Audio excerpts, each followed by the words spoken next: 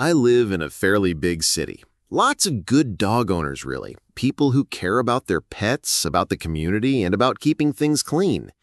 But every so often, you get those people, the ones who think rules don't apply to them. And after the pandemic, those numbers went up. My yard became their bathroom of choice. Specifically, one woman. Every day, like clockwork, she'd stroll past my house with her little mop of a dog. And every day, she let him squat right in front of my wife's car. No bag, no paws, no shame. I put up signs, please pick up after your dog. Ignored. I posted on the neighborhood app, hey, friendly reminder to clean up after your pups. No response. My sweet neighbor even yelled one morning, pick up your dog's poop, lady. And this woman, she didn't apologize, didn't even look guilty. She just shot back. I don't have time. I have to walk my dog before work. And when my neighbor pressed her on how rude that was, she smirked and said the magic words every villain says before things go very, very wrong. What are you going to do about it?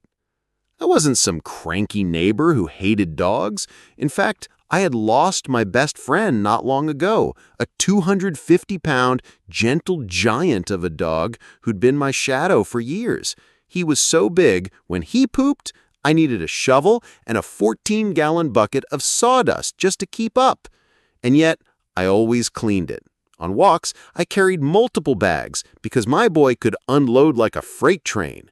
I didn't want anyone thinking a homeless person had dropped a load on their lawn.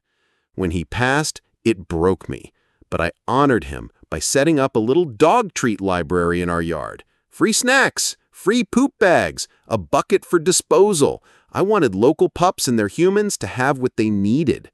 So when this woman walked by, ignoring the signs, ignoring the free bags, ignoring basic decency, it wasn't just rude. It was like spitting on the memory of my dog. And if that wasn't enough, I'd met her before. She was one of those dog owners, always on her phone, earbuds in, completely checked out, while her aggressive little furball tried to bite dogs 20 times its size. I had to physically block her mutt once from lunging at mine. Her response? Barely even looked up.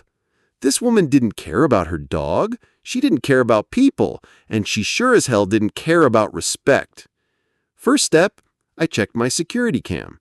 Sure enough, she was like a Swiss clock. Between 8:02 and 8:03, every single weekday, she stopped at the exact same spot, no weekends, no later times, always the same place, same time, same routine. So I dusted off a little piece of tech I'd been saving, a Wi-Fi-enabled sprinkler system, 2 high-volume sprayers, one facing the sidewalk, one facing the yard. With just a tap on my phone, I could unleash 15 gallons per minute of ice-cold city water. I scheduled it, 8:03 a.m., full blast, 10 minutes. The trap was set. The next morning, I sat at my desk at work, security cam open. Here she comes. Expensive shoes, business casual, phone glued to her ear. The dog squats. And then, bam! Dual jets of freezing water erupt like geysers. One hits the dog square in the face, the other nails her at the waist. She shrieks, fumbling to grab her soaked mutt, who's now a muddy, dripping mop. And then the cherry on top. She slips right on the fresh pile her dog just dropped, lands ass first in compost-fertilized clover. Expensive outfit now streaked with manure, grass stains, and dog crap. Watching her storm off, dragging her shivering gremlin, I laughed so hard my boss thought I'd lost my mind. But I wasn't done. Oh no, that was just round one. The next day, she's back, because of course she is, only this time she's cautious, dressed sharp, heels, full suit, but eyeing the yard. She watches the sprinklers, she checks her watch, the dog starts squatting. I wait, and then hit the button manually. What happens next? pure poetry. The water blasts her and the dog mid-poop. The mutt freaks out, firing off what I can only describe as aerial poop torpedoes, launching in random directions. She screams, drops her phone, breaks a heel, stumbling, and then, as if God himself choreographed it, one final turd sails gracefully through the air and splats right on her blouse. I swear I could hear her scream through triple-pane glass on my security cam microphone. Thursday morning, the showdown. She approaches, dog in tow, clearly frustrated but still too stubborn to quit. But this time, her own dog revolts. As they near my property line, he digs in, refuses to move closer. She tugs the leash, but he's had enough. The sprinkler trauma is too much. When I finally trigger the sprinklers, the dog bolts straight back the way they came. She's left stumbling after him, heels clicking desperately as she disappears off screen. And that was the last time I saw her.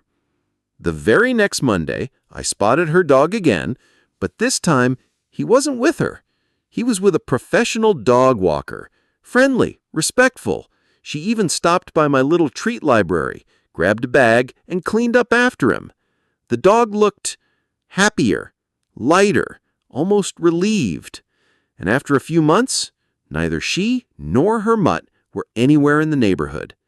I can only assume she moved on, hopefully to a place where she could live in peace, and maybe ruin someone else's lawn instead of mine.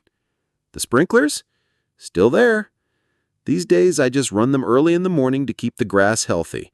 But every time I hear the hiss of those jets, I remember the day karma finally rained down on a woman who thought she was untouchable.